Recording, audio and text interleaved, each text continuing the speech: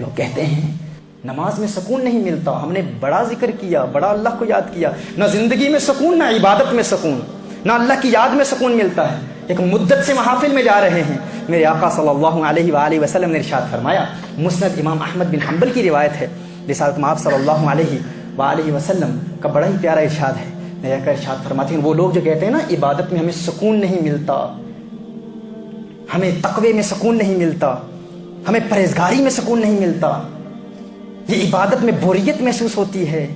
ہمیں موویز دیکھنے میں سکون ملتا ہے، ہمیں فلمز دیکھنے میں سکون ملتا ہے، جو سکون سنیما میں ملتا ہے وہ ہمیں نماز میں کیوں نہیں ملتا، جو سکون گناہ میں ملتا ہے وہ ہمیں نماز میں کیوں نہیں ملتا؟ اچھا پھر وہی شخص کہتا ہے میں بڑا پرہیزگار بھی ہوں، بڑا نیکوکار بھی ہوں، وہ یہ بھول جاتا ہے کہ سکون اللہ نے ان عبادات میں رکھا ہے۔ جس طرح ایک بیمار شخص اس کو لذیذ اور اس کا پسندیدہ کھانا آپ دیں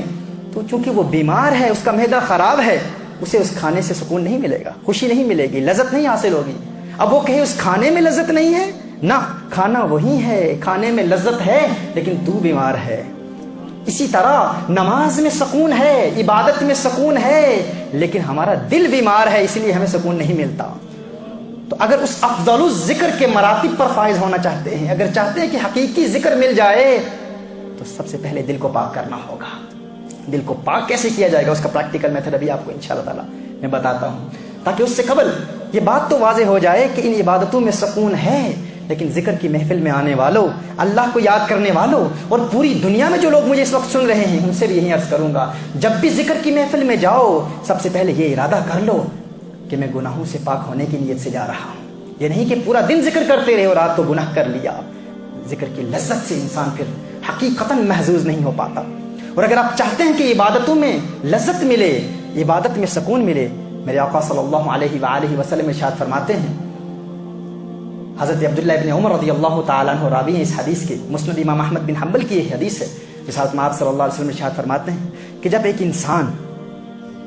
کسی حسین چہرے کو دیکھتا ہے اور غیر ارادی طور پر انسان کی نگاہ کسی کے حسن کو دیکھتی ہے، کسی عورت کی خوبصورتی کو دیکھتا ہے انسان، لیکن اللہ کو یاد کر کے انسان اپنی نظریں جھکا لیتا ہے اور دوسری مرتبہ اپنی آنکھیں نہیں اٹھاتا، حضور اکرم صلی اللہ علیہ وسلم ارشاد فرماتے ہیں، حضور کی حدیث کا مفہوم ہے کہ اللہ کے خوف کی وجہ سے، یعنی اللہ یاد آ جاتا ہے اسے اللہ یاد آ جاتا ہے، اور اللہ کی یاد کی وجہ سے دوسری مرتبہ اس حسن کو نہیں دیکھتا۔ حضور ارشاد فرماتے ہیں اللہ عز و جل ایسے شخص کی عبادت میں لذت پیدا کر دیتا ہے، مٹھاس پیدا کر دیتا ہے۔ یعنی اگر آپ چاہتے ہیں نا کہ عبادت میں لذت پیدا ہو، نماز میں سکون ملے، یہ کام کر لو، دنیا کے حسن کو دیکھنا چھوڑ دو، اجتناب کرو، نگاہوں کو جھکا لو، تمہیں نماز میں سکون ملے گا۔